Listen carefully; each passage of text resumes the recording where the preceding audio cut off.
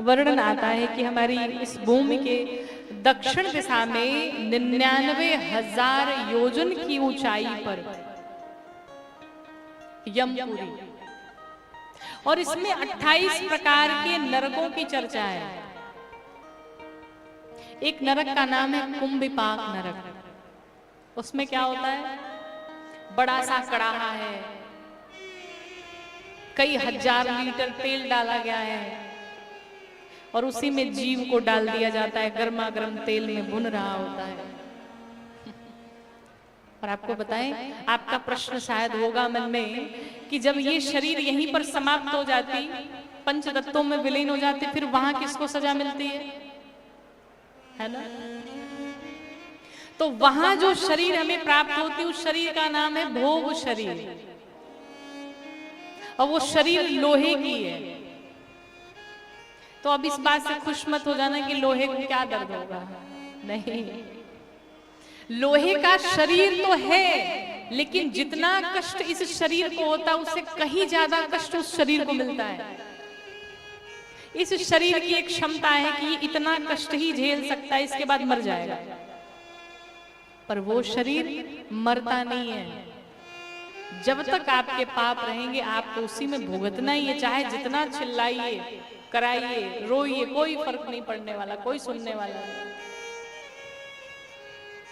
इसलिए अगर सत्कर्म ना करें तो एक काम तो निश्चित करें, अधर्म भी ना करें। अगर किसी का अच्छा नहीं कर सकते तो बुरा भी मत करो, अगर अच्छा नहीं सोच सकते तो बुरा भी मत सोचो, इतना तो कर ही सकते हैं, इतना तो हमारे हाथ में है। न भगवान की पूजा करो, न जब तब ध्यान करो, कोई मतलब नहीं है, ठीक है, लेकिन कम से कम किसी का बुरा भी तो ना करिए। इस पाप से, इस नरक से तो बचे जाएंगे। अनजाने में कई बार हमसे पाप हो जाते हैं, चलते फिरते रास्ते में कई पांवों से चींटियां दब जाती हैं, कोई भी छोटे छोटे जीव है हमारे हाथों से मर जाते हैं। उन अनजाने में किए गए पाप के लिए 5 कार्य बताए गए हैं। कहा पहला काम गौग्रास, गाय माता की सेवा करिए, गौग्रास खिलाइए, और गौ माता की जो सेवा कर लेते उसे सभी देवताओं की सेवा करने का फल मिल जाता है। दूसरा काम अग्निदेव को भोजन प्रदान करिए।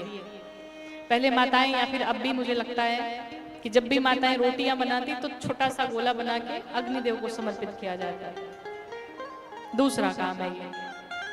तीसरा काम, घर में चींटियां निकलती हैं, तो अगर घर में कहीं चींटी निकल जाए तो थोड़ा उन पे आटा छिड़क दिया करिए।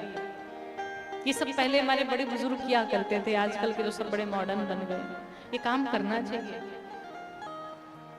चौथा काम, पक्षियों को अन्न दीजिए। छत के ऊपर इतना भयानक गर्मी है, भीषण गर्मी पड़ रही है, छत के ऊपर जल रख दीजिए, कुछ अन्न के दाने छिड़क दीजिए, बहुत सारे पक्षी उड़ के आते हैं, वहां आकर के जल ग्रहण कर सके। इस भीषण गर्मी में कोई काम करिए न करिए, लेकिन रास्ते में अगर कोई चलता फिरता कोई जा रहा है, निश्चित रूप से रोक करके उसे 1 गिलास जल तो अवश्य पिलाइए, सबसे बड़ा पुण्य का काम।